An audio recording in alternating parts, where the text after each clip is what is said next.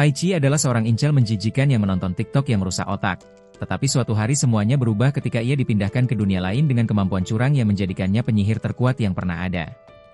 Tai Chi adalah seorang pria di atas rata-rata yang bersekolah di SMA di Jepang modern yang memiliki IQ seperti penanak nasi dan percaya Jack Paul mengalahkan Mike Tyson dengan adil. Meskipun ia adalah bot NPC total, ia merasa dirinya adalah karakter utama hanya karena ia memiliki teman masa kecil bernama Rin dengan Mommy Milkers. Suatu hari, saat ia berjalan pulang dari sekolah bersama Rin, ia tiba-tiba menyadari sebuah lingkaran sihir aneh telah muncul di bawahnya. Si abnormal ini memutuskan untuk mendorong Rin ke dalam lingkaran itu.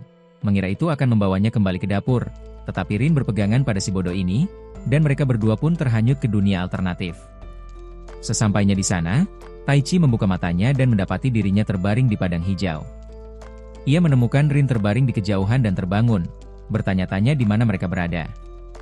Mereka memeriksa ponsel dan menyadari bahwa mereka tidak mendapatkan sinyal atau internet. Mereka bertanya-tanya tempat terpencil macam apa yang tidak memiliki jaringan seluler saat ini, dan Tai Chi berpikir mereka mungkin tidak berada di bumi. Ia mengatakan lingkaran sihir yang mereka lihat sebelum tiba bukanlah semacam efek CGI, dan semua ini pasti nyata. Rin mengatakan itu tidak mungkin, tetapi kemudian mereka mendengar suara monster raksasa, yang tampak seperti kuda jantan hitam besar dengan tanduk dan mata yang mengerikan. Kuda itu melompati mereka, tetapi Tai Chi menangkap Rin dan menghindar ke samping tepat waktu agar tidak tergencet. Ia menyuruh Rin lari dan menjauh sejauh mungkin karena lebih baik satu orang mati di sini daripada keduanya. Kemudian, ia bergegas maju untuk mengejek monster besar itu agar menarik perhatiannya. Ia menghina monster itu dan bertanya apakah skuangnya yang besar itu hanya iseng sebelum membuatnya mengejarnya. Sepertinya ini adalah akhir baginya, tetapi tepat saat itu, sebuah serangan bila udara datang dari samping dan mengenai leher monster itu. Seorang pria botak coklat tiba-tiba muncul entah dari mana dan memuji Tai Chi atas keahliannya dalam mengejek sebelum menerjang dan menyerang kuda itu dengan pedangnya. Monster itu melawan balik dengan menyemburkan api dari mulutnya, tetapi kemudian sebuah panah ajaib melesat dari semak-semak dan mengenai kaki monster itu. Setelah itu, seorang pecundang jelek, pemanah, keluar dari semak-semak dan berkata bahwa kuda-kuda obsidian ini sangat tangguh dan menggunakan panah mithril adalah pilihan yang tepat. Akhirnya, seorang penyihir kecil mengakhiri perburuan dengan membakar monster itu menggunakan serangan api. Kelompok itu memperkenalkan diri mereka sebagai Barada, Rulta, dan Mia, dan mengatakan bahwa mereka adalah bagian dari persekutuan petualang, yang disewa untuk memburu kuda-kuda obsidian ini demi mengurangi jumlah monster di area tersebut. Melihat semua ini, Tai Chi memastikan bahwa mereka berada di dunia fantasi ala RPG dan harus menemukan cara untuk bertahan hidup di sana. Malam harinya, mereka semua duduk mengelilingi api unggun. Para petualang bertanya dari mana mereka berasal dan apa yang mereka lakukan di sana. Mereka menyadari Tai Chi dan Rin merasa tidak nyaman berbagi informasi ini dan mencoba menenangkan mereka dengan mengatakan bahwa mereka tidak akan meninggalkan mereka di dataran berbahaya ini dan akan mengawal mereka ke kota terdekat bernama Aspire, karena membantu orang lain adalah bagian dari pekerjaan mereka. Mereka juga memberitahu mereka bahwa bepergian tanpa senjata itu berbahaya, terutama di daerah ini, karena jumlah monster terus meningkat, dan mereka telah menerima banyak laporan tentang kereta kuda yang diserang dan orang-orang yang menghilang baru-baru ini. Setelah itu, mereka semua mengakhiri malam itu. Barada meminta Tai Chi untuk berbaikan dengan Rin, yang tampak marah padanya karena menyuruhnya kabur tanpanya tadi. Mereka membicarakannya semalaman dan akhirnya berbaikan dengan Tos. Keesokan paginya, mereka tiba di Aspire. Para petualang memberitahu mereka bahwa kota itu adalah bagian dari kerajaan sihir Elysion dan mereka menggunakan kota ini sebagai basis operasi. Mereka juga memberi protagonis kita sejumlah emas dan memberitahu mereka tentang persekutuan petualang karena Tai Chi memutuskan untuk menjadi petualang juga, karena itulah yang akan dilakukan oleh pria alfa. Di guild, mereka mengisi formulir pendaftaran dan membaca kontraknya, menyadari bahwa mereka entah bagaimana bisa membaca bahasa dunia ini. Mereka menyadari bahwa mereka telah mampu berbicara dengan orang-orang di dunia ini dan memahaminya dengan baik, jadi pasti ada sihir yang berperan. Setelah itu, resepsionis mengatakan mereka akan mengikuti tes bakat sihir kecil. Ia mengeluarkan bola kristal dan menyuruh mereka meletakkan tangan di atasnya karena memiliki sihir adalah suatu keharusan bagi siapapun yang ingin menjadi petualang. Kalau kalian tertarik dengan rekap anime ini, bolehkah kalian luangkan waktu sebentar untuk like dan subscribe? Terima kasih. Mendengar ini, mereka berdua merasa kecewa karena mengira mereka tidak memiliki sihir. Rin berkata ia akan pergi duluan dan meletakkan tangannya di atas bola kristal itu. Resepsionis terkejut ketika bola kristal itu menunjukkan 4 warna berbeda, dan ia bertanya kepada Rin siapakah dirinya. Ia kemudian meminta Tai Chi untuk melakukan hal yang sama. Bola kristal itu tiba-tiba retak ketika ia meletakkan tangannya di atasnya. Hal ini membuat resepsionis panik, dan ia pun berlari untuk memberitahu ketua serikat. Setelah beberapa saat, ia kembali bersama ketua persekutuan, Gerard, dan seorang petualang cerang terkenal bernama Miura, sang Golden Venture. Mereka memperkenalkan diri kepada keduanya dan memberitahu mereka bahwa mereka tidak bisa mendaftarkan diri di sana. Mura akan mengantar mereka ke suatu tempat di mana mereka bisa mendapatkan nasihat yang diperlukan, dan tanpanya, mereka tidak bisa menjadi petualang. Tai Chi bertanya apakah ini semacam penipuan di mana mereka menculik dan menjual ginjal mereka. Tetapi Mura mengatakan ia menginginkan organ Tai Chi, bukan ginjalnya, bercanda atau menggoda. Ia kemudian membawa mereka ke sebuah gubuk tua di hutan dekat kota, tempat mereka bertemu dengan seorang ibu seksi dengan petak-petak besar bernama Lemia. Ia menyambut mereka dan mengetahui dari Mura bahwa alat pengukur sihir di guild rusak, sehingga mereka ingin ia melakukan tes. Lemia memberi Tai Chi dan Rin beberapa alat kayu dan berkata bahwa ia yang membuatnya, dan mereka akan mengetahui kapasitas magis dan nilai kekuatan magis mereka. Kapasitas magis mengacu pada jumlah energi magis yang dimiliki seseorang, dan kekuatan magis mengacu pada kualitas energi tersebut. Setelah mengelus kayunya, menggunakan alat itu, dengan tangannya, Tai Chi dan Rin bertanya apa yang ditunjukkannya. Lemia berkata jumlah mereka sungguh luar biasa, dan mulai sekarang, mereka akan menjadi muridnya. Di saat yang sama, kita melihat beberapa sosok berkerudung sedang mengobrol dalam kegelapan. Penembak pria beta melapor kepada pemimpin pria alfa-nya dan mengatakan bahwa mereka berhasil menyabotase ritual pemanggilan, tetapi karena penggunanya terlalu kuat, mantranya tetap aktif. Mereka yakin beberapa orang dipanggil dari dunia lain, tetapi tidak tahu di mana mereka sekarang. Ia menambahkan bahwa mereka telah menebar jaring yang luas dan akan segera menemukan mereka. Hal ini membuat sang pemimpin sangat senang, dan ia mengatakan bahwa ia memiliki harapan yang tinggi untuk mereka. Kembali di gubuk, Lemia mengungkapkan bahwa Tai Chi memiliki kapasitas sihir 120.000 dan kekuatan sihir 40.000, sementara Rin memiliki kapasitas sihir 37.000 dan kekuatan sihir 5.000. Ia menambahkan bahwa para ksatria manusia kelas atas dan penyihir kerajaan cenderung memiliki kapasitas sihir lebih dari 10.000 dan kekuatan sihir 2.000. Jadi, jumlah mereka berdua sangat tinggi, dan mereka bisa dengan mudah dianggap sebagai salah satu makhluk terkuat di dunia ini. Lemia juga mengatakan bahwa ia adalah penyihir terkuat di kerajaan ini, bahkan ia memiliki kapasitas sihir sebesar 43.000 dan kekuatan sihir sebesar 6.000. Kapasitas dan kekuatan Mura masing-masing adalah 3.500 dan 3.800. Ia kemudian memberitahu mereka bahwa mereka memiliki kekuatan yang luar biasa, tetapi tanpa pelatihan, mereka dapat melukai diri sendiri dan semua orang di sekitar mereka. Itulah sebabnya ia ingin mereka menjadi muridnya. Selain itu, jika mereka menguasai kekuatan mereka, mereka akan jauh di atas petualang peringkat es dan penyihir kerajaan papan atas. Ia kemudian menatap Tai Chi dan berkata jika ia berlatih dengan benar, ia bahkan mungkin bisa berperang melawan bangsa-bangsa sendirian dan menjadi raja. Jika ia melakukannya, ia bisa memiliki semua kekayaan dan wanita di dunia ini, sambil menunjukkan rencana jahat Mura yang besar. Rin menyadari roket Tai Chi di sakunya dan mencoba membuatnya buta, sementara Lemia memberitahu Mura bahwa melatih para goner ini akan bermanfaat. Keesokan harinya, Lemia memulai pagi dengan memberi mereka sarapan besar dan menjelaskan dasar-dasar sihir. Ia mengatakan ada dua cara untuk memanfaatkan sihir, dengan merapal mantra sihir dan menggunakan ilmu sihir. Untuk menggunakan mantra sihir, seseorang harus merapal mantra khusus untuk memberikan kekuatan sihir mereka kepada roh yang menggunakannya untuk mewujudkan berbagai mantra. Di sisi lain, seorang penyihir membuat kontrak antara tuan dan pelayan dengan roh dan membuat mereka melakukan perintah mereka, yang membuatnya jauh lebih kuat daripada sihir biasa. Ia lebih lanjut mengungkapkan bahwa ada 4 elemen dasar: api, air, tanah, dan angin. Penyihir biasanya hanya bisa menggunakan satu jenis elemen, tetapi dalam beberapa kasus, ada penyihir spesial seperti Mura yang bisa menggunakan 2 elemen, api dan tanah, atau dirinya sendiri yang bisa menggunakan 3 elemen, kecuali tanah. Ia kemudian menambahkan bahwa Rin adalah kasus yang lebih langka yang bisa menggunakan keempat elemen tersebut. Di sisi lain, mereka tidak tahu elemen apa yang bisa digunakan Tai Chi. Namun, Lemia mengatakan bahwa sampai Tai Chi menemukan roh untuk membuat kontrak, ia akan fokus melatih dasar-dasarnya. Ia juga memberitahu Tai Chi bahwa di masa lalu, para penyihir menggunakan sihir cahaya, sihir gelap, dan sihir ruang waktu, dan jika Tai Chi menguasai kekuatannya, ia akan menjadi penyihir terkuat di dunia. Setelah itu, Mereka semua pergi ke hutan, dan Lemia menunjukkan kepada Tai Chi cara memfokuskan sihirnya di tangan untuk meningkatkan kemampuan fisiknya. Tai Chi berlatih keras untuk menguasai teknik tersebut. Saat berlatih, ia mendengar suara seorang gadis yang berkata, "Semoga berhasil." Ia bertanya-tanya dari mana asalnya, tetapi sepertinya hanya ia yang mendengarnya. Sementara itu, Mura membimbing Rin dan mengajarinya dasar-dasar merapal mantra. Ia memberitahu Rin bahwa untuk merapal mantra, seseorang perlu memiliki imajinasi yang jernih.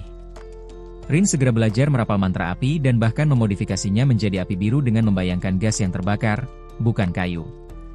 Hal ini sangat mengejutkan Mura karena baru pertama kali ia melihat api seperti itu, dan ia menyebut Rin sebagai anak ajaib. Sore harinya, Rin datang untuk menjenguk Tai Chi, yang merasa sangat lelah setelah berlatih tangan berkali-kali. Melihatnya seperti ini, Rin memutuskan untuk menghiburnya. Tai Chi pun memutuskan untuk mencoba lagi dan mencoba memfokuskan sihirnya di tangan kanannya. Saat melakukannya, ia mendengar suara kekanak-kanakan yang sama memberinya beberapa tips tentang cara melakukannya. Ini membantunya berhasil karena tangannya mulai bersinar seperti bola lampu. Ia bertanya pada Rin apakah Rin mendengar suara itu dan bertanya-tanya apakah itu hantu atau semacamnya, yang membuat Rin ketakutan. Setelah itu, mereka berdua masuk untuk makan malam, dan Lemia memuji kemajuan mereka. Ia berpesan kepada Mura untuk terus menjaga Rin dan meminta Tai Chi untuk melatih tangan kirinya selanjutnya dan terus berlatih hingga ia bisa melakukan peningkatan seluruh tubuh. Ia berkata bahwa sampai mereka menemukan atributnya, ini akan menjadi cara bertarung utamanya, yang cukup cocok untuknya mengingat ia adalah seorang Giga Chad. Malam harinya, Mura menghampiri Lemia dan bertanya tentang kedua pendatang baru itu. Lemia berkata ia akan melatih mereka hingga mereka bisa bertarung dengan baik dalam 3 minggu karena mereka seharusnya bisa bertahan sendiri dalam perang yang akan datang. Ia pikir masalah di ibu kota tidak akan mengganggunya sejauh ini, tetapi sepertinya keadaan akan segera memburuk. Setelah beberapa minggu, kita melihat Tai Chi dan Rin menjalani tes fisik untuk melihat seberapa jauh kemajuan mereka. Tai Chi melawan sekelompok Fenwolves sementara Rin menghabisi segerombolan monster kelinci. Tai Chi kini mampu mengendalikan jumlah kekuatan sihir yang ia curahkan ke dalam tinjunya, dan Rin kini mampu merapal mantra dasar tanpa mantra sambil menggunakan beberapa elemen sekaligus. Sementara mereka melakukannya, Lemia dan Mura memandang mereka dari tebing dan berbicara tentang betapa kuatnya mereka dalam waktu sesingkat itu. Saat itu, mereka menyadari bahwa mereka berdua sedang berhadapan dengan seekor kuda obsidian. Namun, tidak seperti pertemuan pertama mereka, kini mereka jauh lebih kuat dan mampu mengalahkan monster itu dengan mudah dan menjadikannya santapan. Malam harinya, mereka semua merayakan kelulusan Tai Chi dan Rin dari ujian kelulusan. Lemia memberitahu mereka bahwa mereka akan pindah ke Aspire keesokan harinya dan memulai pekerjaan pertama mereka sebagai petualang. Ia juga memberitahu mereka bahwa menurutnya, mereka disebut The Lost Ones, yaitu orang-orang yang datang ke sini dari dunia lain. Ia mengatakan terkadang itu karena kecelakaan, dan di lain waktu, mereka dipanggil oleh penyihir yang mampu menggunakan sihir ruang waktu. Hal ini membuat Tai Chi dan Rin sangat terkejut, dan mereka bertanya bagaimana ia tahu hal itu. Ia bilang jumlah sihir mereka yang tidak normal dan penggunaan kata-kata baru yang sesekali membuat mereka ketahuan, dan itulah mengapa ia memutuskan untuk menjadikan mereka muridnya agar tidak dimanfaatkan oleh orang jahat. Mengenai alasan mereka dipanggil ke sini, mereka harus bertanya langsung kepada penyihir itu, tetapi hanya ada beberapa penyihir yang mampu menggunakan sihir ruang waktu di seluruh kerajaan. Tai Chi bilang itu bagus karena akan mempersempit orang-orang yang harus mereka cari. Ia bilang mereka bisa dengan mudah melacak mereka, menjernihkan kesalahpahaman, dan kembali ke dunia asal. Lemia bilang itu mungkin saja, tapi ia bertanya-tanya apakah itu akan semudah itu. Setelah makan malam, Tai Chi duduk bersama Rin, dan mereka membicarakan semua yang telah terjadi sejak mereka datang ke dunia ini. Tai Chi berkata mereka akan bekerja sebagai petualang, menghasilkan banyak uang, membangun diri, lalu menggunakan pengaruh mereka untuk menemukan penyihir yang memanggil mereka ke sini dan mengirim mereka kembali ke dunia mereka. Rin juga merasa penuh harapan, dan mereka berdua pun mengakhiri malam itu. Setelah itu, Tai Chi menatap tangannya yang bercahaya dan bertanya-tanya apakah ia benar-benar memiliki kekuatan untuk menghancurkan seluruh bangsa. Tiba-tiba, ia mendengar suara yang sama seperti sebelumnya, ia mengatakan bahwa mereka akan segera bertemu dan bahwa wanita itu sangat menantikannya. Tai Chi bertanya siapa wanita itu dan apa maksudnya, tetapi suara itu mengabaikannya dan terbang pergi sambil tertawa nakal. Beberapa minggu kemudian, kita melihat Tai Chi terbangun di tempat tidurnya setelah bermimpi tentang suara yang sama. Kita mengetahui bahwa mereka pindah ke Aspire dan mendaftar sebagai petualang sebelum bergabung dengan kelompok petualang yang menyelamatkan mereka di hari pertama. Sejak saat itu, mereka telah menjalankan misi-misi kecil tingkat E dan perlahan-lahan menjadi lebih kuat dengan mempelajari hal-hal baru tentang dunia ini. Rin menghabiskan sebagian besar waktunya belajar di perpustakaan dan mempelajari berbagai hal tentang dunia ini. Ia mengetahui bahwa dunia ini bernama Altia, dan kerajaan tempat mereka berada saat ini merupakan bagian dari benua barat dan memiliki sihir paling maju di dunia. Dengan populasi 20 juta jiwa, sekitar 80% diantaranya mampu menggunakan sihir dasar di kerajaan ini, sehingga dianggap sebagai salah satu dari 3 negara terhebat. Mereka juga mengetahui bahwa Aspire terletak dekat perbatasan timur dengan Kekaisaran Holiskalis dan Kekaisaran Guardian, sehingga kota ini berkembang pesat sebagai kota penting untuk perdagangan barang dan informasi. Saat itu, pelayan datang membawa sarapan mereka dan memberi mereka surat dari guild. Setelah membacanya, mereka mengetahui bahwa mereka telah dipanggil oleh ketua guild. Mereka pergi untuk melihat apa yang terjadi, dan resepsionis memberi mereka permintaan kerja khusus untuk menyelidiki sebuah bar di daerah kumuh. Taichi bertanya-tanya apa yang mereka cari di bar Brokie, dan ketua guild menjelaskan bahwa baru-baru ini mereka mendengar desas-desus tentang barang curian dari gerobak yang diselundupkan ke kota melalui daerah kumuh.